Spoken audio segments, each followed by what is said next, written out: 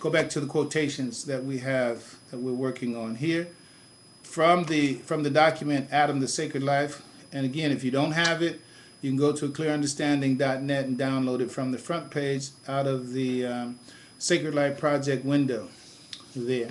So, going back to the quote, next quote. Let me identify where those quotes come from, where each quote comes from.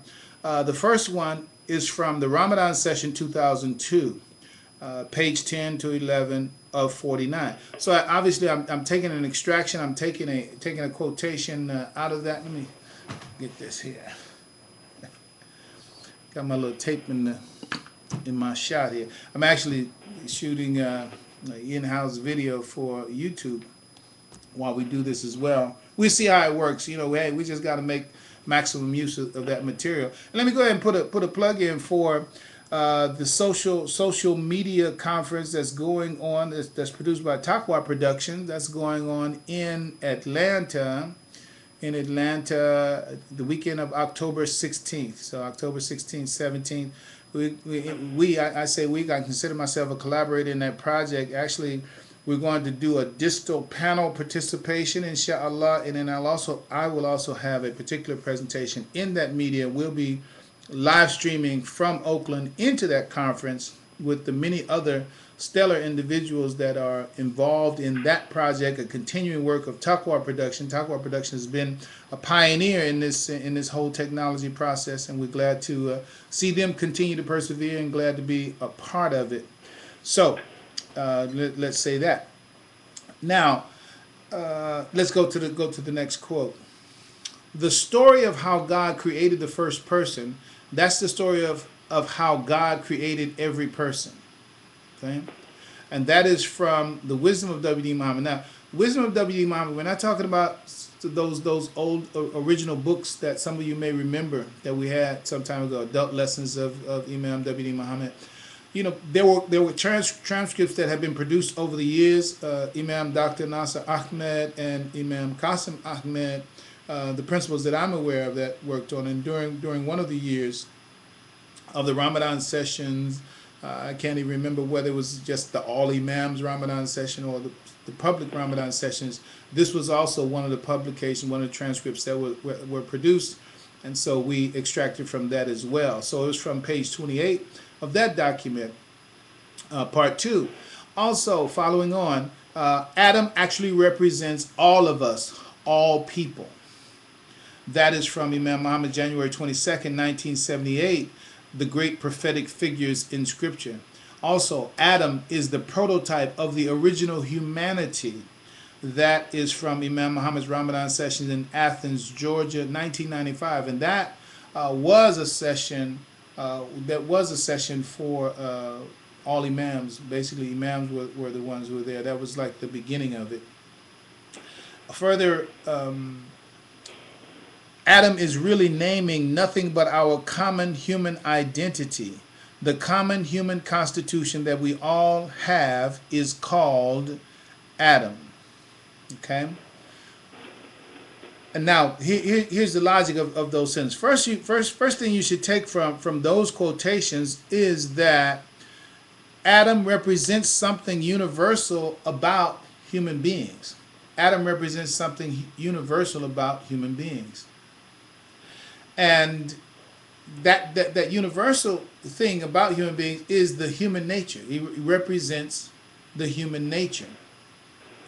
That means that's something that we all share. That's what we have all in common. That's what ties us all together. That's what makes us one species. That's what makes us one family. That's what makes us one type. So Adam is what does that. And I think the revelation for all of us, when we finally do get it, when we finally do understand it, the revelation is that Adam is not to be seen as a biological man. Adam is not to be seen as a biological creature.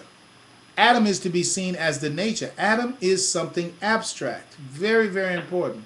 Adam is not the anatomy of the male. I'm trying to make it as clear as possible. He is not the biological anatomy of men, right? Adam was not a physical man. Okay, that's got to get that clear. Then when you shift your understanding from from the physical aspect, from even the perception or the thinking, that Adam represents the physical person, now you're automatically, your mind and thinking has to go towards something spiritual, abstract, invisible, intangible, that is shared by all human beings. It is the nature of human beings, male and female. And that's one of the things that you get from the Genesis story. You know, you had a story in the Genesis that talks about God created Adam and then put him into a deep sleep, and then he took a rib from Adam, and then from that rib then he made the woman. Now you get that story, and that's given to us in a way that we are led to believe that it's all happening physically. There's an interpretation for that, but that did not happen physically. But in the other story in the Genesis, the statement is made that God created male and female, created he them, and called them Adam. Okay, so there is, even in the Bible leaves you the message that Adam does not represent man alone. Adam doesn't represent the biological individual. Adam represents something that is common to both men and women. So when you get that, then you understand that Adam is about humanity. Adam is about, and humanity is this abstract quality, characteristic, character trait that all human beings share. I think that should be plain. If not, then your intellect just has to keep growing. Your soul has to keep growing until you get to the point where you can have that aha moment. But moving from that, now let's apply the logic to this. Let's apply the logic to this statement of Imam Mohammed. Since Adam, which we know and you should know, is the sacred life. Okay, Adam is the sacred life. And what is Adam? Adam is the human being, the human nature, the nature of all human beings. It's the nature of humanity. So since Adam is the sacred life, then, as Imam Mohammed says, the common human constitution that we all have, then in order to know Adam, right? Doesn't the logic say that the whole is equal to the sum of its parts? It doesn't say the whole is equal to some of its parts. No, the whole is equal to the sum of its parts. So if it is true what Imam Mohammed says, the common human constitution that we all have is what the human being, i.e. Adam, is, then in order to know Adam, then we need to know the constituent attributes or properties of our common natural humanity. That is, if we're going to know who we are, then we need to know all of our parts. We need to know all of our constituents. We need to know what makes us who we are and what we are. That's what the Sacred Life Project is about. So the following quotes that we're going to be giving represent properties. See, so even as we talk about the abstract nature of the human being, we talk about the non-physical aspect of the human being, even that spiritual dimension has components. Now, you know, I know we never think about dividing the air. We never think about dividing the air.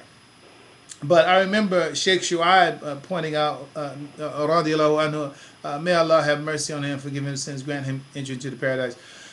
Sheikh Shuaibe pointed out where God talks about in the Quran, says, don't be divided among yourself unless your spirit become divided and you become dissipated and weak.